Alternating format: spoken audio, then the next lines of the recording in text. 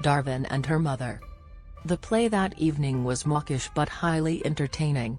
The story was about a handsome Russian peasant who was striving for an education, but on his wedding day to his true love, the poor girl was assaulted by the prince of the domain, and while she swooned, was fatally stung by an asp.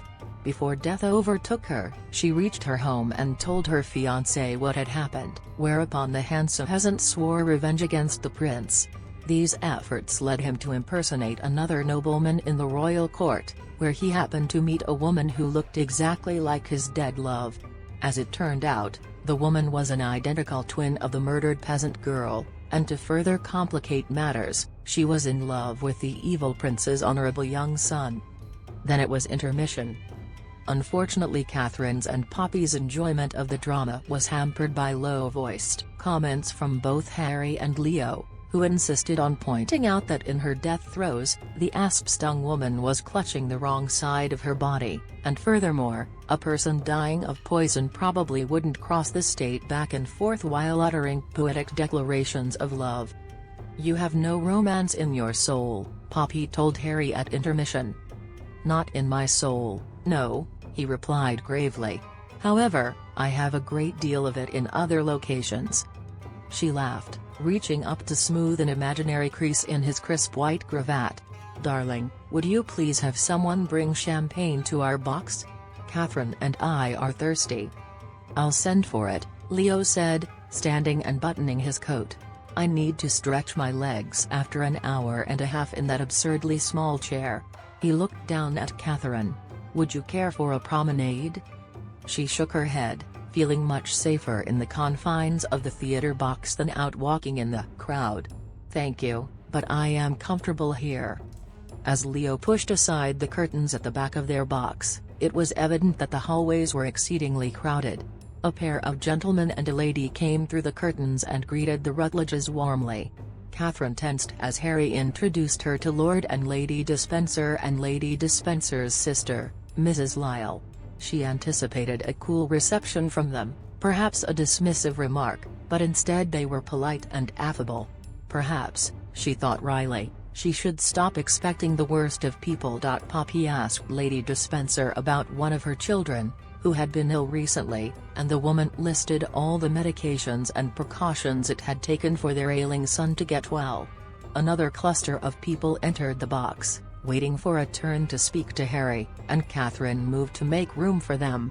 She stood at the back of the box beside the curtain panels, waiting with forced patience as conversation flowed in currents in the hallway. In the box, large swells of noise rising from the audience below. The relentless clamor and movement irritated her. It was stuffy in the theater, the air warm from the mass of human bodies crowding everywhere. She hoped that intermission would conclude soon. As she stood with her hands behind her back, she felt a hand reach through the box curtains and close around her wrist. A masculine body pressed behind hers. A smile touched her lips as she wondered what game Leo was playing. But the voice that slithered into her ear wasn't Leo's. It was a voice from her nightmares. "How pretty you look in your fine feathers, my pigeon." Catherine stiffened, her hand clenching into a fist, but she couldn't jerk her arm away from Lord Latimer's grasp. He twisted her gloved wrist, forced it an inch or two higher, and continued to speak in a soft undertone. Stunned and frozen, Catherine could hear nothing at first but the frantic velocity of her heartbeat. Time seemed to flicker, falter, and resume at a crawl. "So many questions about you," he was saying, his voice saturated with contempt.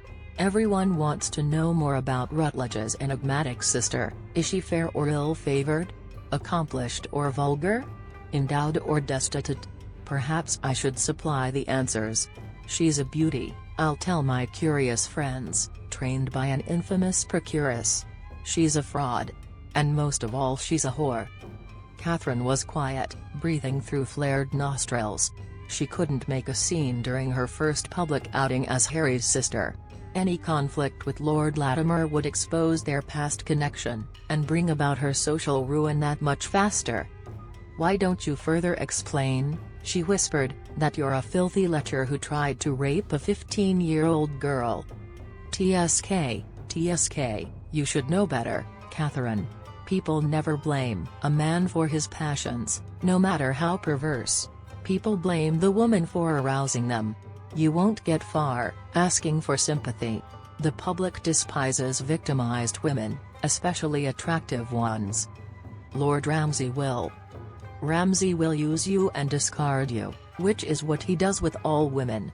Surely you're not so vain or stupid as to think you're different from the others. What do you want? She asked through gritted teeth.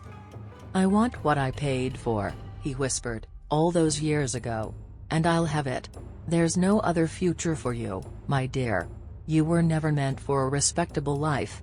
By the time you've been run through the rumor mills, you'll never have a chance of being received anywhere.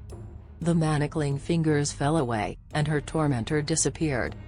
Stricken, Catherine stumbled forward to her chair and sat heavily, trying to compose herself. She stared straight ahead, seeing nothing, while the clamor of the theater pressed around her from all sides. She tried to examine her fear objectively, to put a barrier around it. It wasn't that she actually feared Latimer. She loathed him, but he was certainly not the threat to her now that he once had been. She now had sufficient wealth to live as she pleased. She had Harry and Poppy, and the Hathaways. But Latimer had identified her legitimate worries with cruel accuracy. One could fight a man, but not a rumor. One could lie about the past, but the truth would eventually surface. One could promise fidelity and commitment, but such promises were often broken. She felt overwhelmed with melancholy.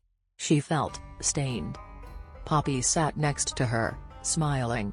Nearly time for the second act, she said. Do you think the peasant will gain revenge against the prince? Oh, undoubtedly, Catherine replied, trying to sound light, but her voice was forced. Poppy's smile faded, and she looked at her closely. Do you feel well, dear? You look pale. Did something happen? Before Catherine replied, Leo shouldered his way back into the box, accompanied by a steward bearing a tray of champagne.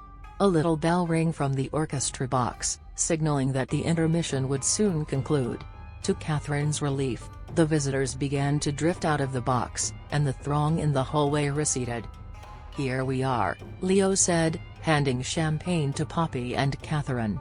You may want to drink it quickly. Why? Catherine asked, forcing a smile. The champagne goes flat much faster in these coupe glasses.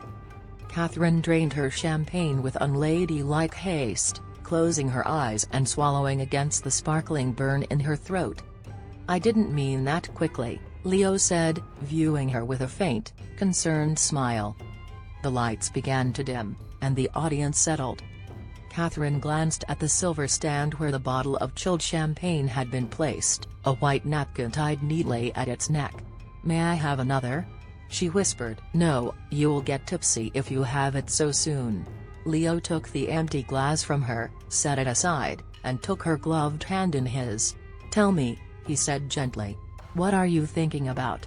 Later, she whispered back, easing her hand from his. Please. She didn't want the evening to be ruined for everyone, nor did she want to take the chance that Leo might seek out Latimer in the theater and confront him. There was nothing to be gained by saying anything at the moment. The theater darkened and the play resumed, although the story's melodramatic charms couldn't pull Catherine out of her frozen misery. She watched the stage with a fixed gaze, hearing the actors' dialogue as if it were a foreign language. And all the while her mind kept trying to find a solution to her internal dilemma. It didn't seem to matter that she already knew the answers. It had never been her fault, the situation she had once been put in. The blame was Latimer's, and Althea's, and her grandmother's. Catherine could reassure herself of that for the rest of her life, and yet the feelings of guilt, pain, confusion, were still there. How could she rid herself of them? What could possibly free her? For the next 10 minutes, Leo glanced at Catherine repeatedly, perceiving that something was deeply wrong. She was trying very hard to concentrate on the play, but it was clear that her mind was consumed with some overpowering problem. She was distant, unreachable, as if she had been encased in ice. Trying to comfort her, he took her hand once more, and ran his thumb above the edge of her wrist-length glove.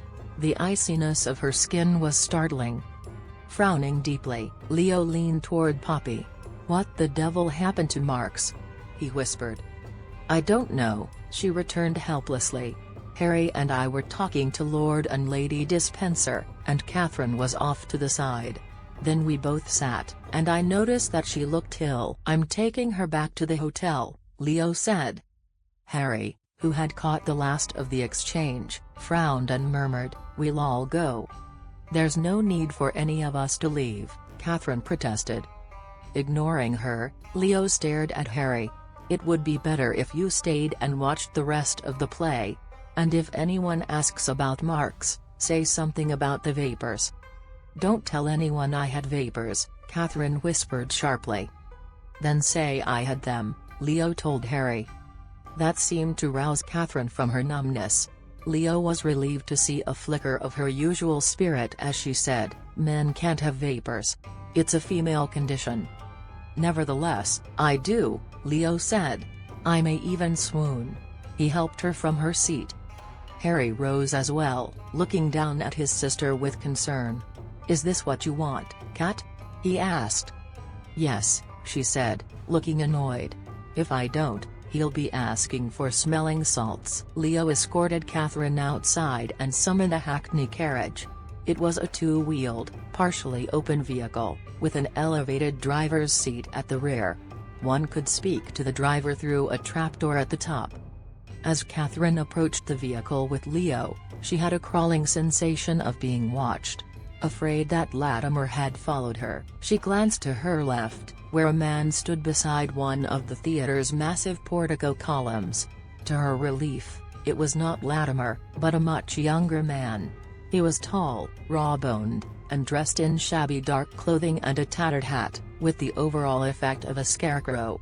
He had the distinctive London pallor common to those who spent most of their time indoors, whose skin was never touched by sun without the filter of polluted city air. His brows were strong black stripes across his gaunt face, his skin creased with lines that he was too young to have. He was staring at her fixedly. Catherine paused uncertainly, aware of a vague sense of recognition. Had she seen him somewhere before? She couldn't fathom where they might have met. "Come," Leo said, intending to hand her into the carriage.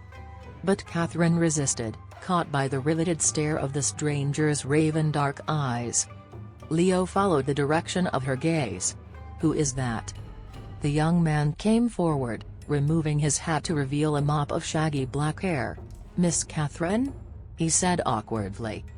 "William," she breathed in wonder. "Yes, miss."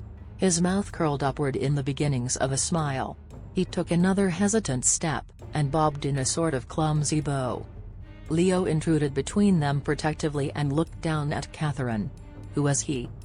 "I think he's the boy I once told you about, who worked at my grandmother's house." "The errand boy," Catherine nodded. "He was the reason I was able to send for Harry. He took my letter to him." "My lord, do let me speak to him." Leo's face was implacable. "You would be the first one to tell me that a lady never stands and converses with a man on the street. Now you want to pay heed to etiquette?" she asked in annoyance. "I'm going to speak to him." Seeing the refusal in his face, she softened her voice, and surreptitiously touched his hand. "Please." Leo relented. "2 minutes," he muttered, looking none too happy. He remained right beside her, his eyes ice blue as he stared at William. Looking cowed, William obeyed Catherine's motion to come to them. "You turned into a lady, Miss Catherine," he said in his thick South London accent. "But I knew it was you, that face, and those same little spectacles. I always hoped you was all right." "You've changed more than I, William," she said, trying to summon a smile. "How tall you've grown. Are you still working for my grandmother?" He shook his head and smiled ruefully. "She passed on 2 years ago, miss. Doctors said her heart gave out, but the girls at the ooze said it couldn't be, she didn't have one." "Oh," Catherine whispered, her face turning bleached and stiff. It was only to be expected, of course. Her grandmother had suffered from a heart ailment for years. She thought she should feel relieved by the news, but instead she only felt chilled. "And, my aunt? Is Althea still there?" William cast a guarded glance around them. "She's the madam now," he said, his voice low. "I work for her, odd jobs, same as I did for your grandmother. But it's a different place now, miss. Much worse." Compassion stirred inside her. How unfair it was for him to be trapped in such a life, with no training or education to afford him any other choice. Privately she resolved to ask Harry if there might be some kind of employment for William at the hotel, something that would lead him to a decent future. "How is my aunt?" she asked. "Ailing, miss." His thin face was sober. "Doctor said she must have got a body ooze disease some years back, got in 'er joints and went up to 'er brain. Not well in the 'ead, your aunt. And she can't see none too good, neither." "I'm sorry," Catherine murmured, trying to feel pity, but instead a mass of fear rose in her throat. She tried to swallow it back, to ask more questions, but Leo interrupted brusquely. "That's enough," he said. "The hackney's waiting." Catherine gave her childhood friend a troubled glance. "Is there something I can do to help you, William? Do you need money?" She instantly regretted the question as she saw the shame and offended pride on his face. Had there been more time, had the circumstances allowed, she would have found a better way to ask. William gave a stiff shake of his head. "Don't need nothing, miss. I'm at the Rutledge Hotel. If you wish to see me, if there is something I can. I wouldn't never trouble you, Miss Cathy. You was always kind to me. You brought me medicine once when I was sick, 'member? Came to the kitchen pallet where I slept, and covered me with one of the blankets from your bed. You sat on the floor and watched over me." "We're leaving," Leo said, flipping a coin to William. William caught it in midair. His fist lowered, and he looked at Leo with a mixture of greed and resentment, his face turning hard. When he spoke, his accent was exaggerated. "Thank you, governor." Leo guided Catherine away with an uncompromising grasp on her elbow, and helped her into the carriage. By the time she had settled in the narrow seat and looked out again, William was gone. The passenger seat was so small that the mass of Catherine's skirts, layers of pink silk arranged like rose petals, spilled over one of Leo's thighs. Staring at her profile, Leo thought she looked stern and nettled, like the marks of old. "You needn't have dragged me away like that," she said. "You were rude to William." He gave her an unrepentant glance. "No doubt later, upon reflection, I'll feel terrible about that." There were some things I still wanted to ask him. Yes, I'm sure there was quite a lot more to be learned about body house diseases. Forgive me for depriving you of such an enlightening conversation. I should have let the two of you reminisce about the good old times at the brothel while you were standing on a public street. William was the dearest boy, Catherine said quietly. He deserved a better lot in life. He had to work from the time he could toddle, cleaning shoes and carrying heavy buckets of water up and down the stairs. He had no family, no education. Have you no sympathy at all for those in unfortunate circumstances? The streets are filled with such children. I do what I can for them in Parliament, and I give to charity. Yes, I have sympathy for them. But at the moment I'm more interested in your unfortunate circumstances than anyone else's. And I have a few questions for you, starting with this: what happened at intermission? When Catherine didn't reply, he took her jaw in a gentle but secure grasp, and forced her to look at him. "Let's have it." She gave him a strained glance. "Lord Latimer approached me." Leo's eyes narrowed, his hand lowering from her chin. "While you were in the theatre box?" "Yes. Harry and Poppy didn't see. Latimer spoke to me through the curtain at the back of the box seating." Leo was filled with explosive rage. For a moment he didn't trust himself to speak. He wanted to go back and slaughter the bastard. "What did he say?" he asked roughly. "That I was a prostitute. And a fraud." Leo wasn't aware that his grip had tightened until she winced. His hand loosened instantly. "I'm sorry you were subjected to that," he managed to say. I shouldn't have left you. I didn't think he would dare approach you after the warning I gave him. I think he wanted to make it clear that he's not intimidated by you." She drew an unsteady breath. "And I think it hurt his pride all those years ago, to have paid for something he didn't receive. Perhaps I could give him some of the money Harry settled on me, and that might be enough to make him leave me alone. To keep quiet about me."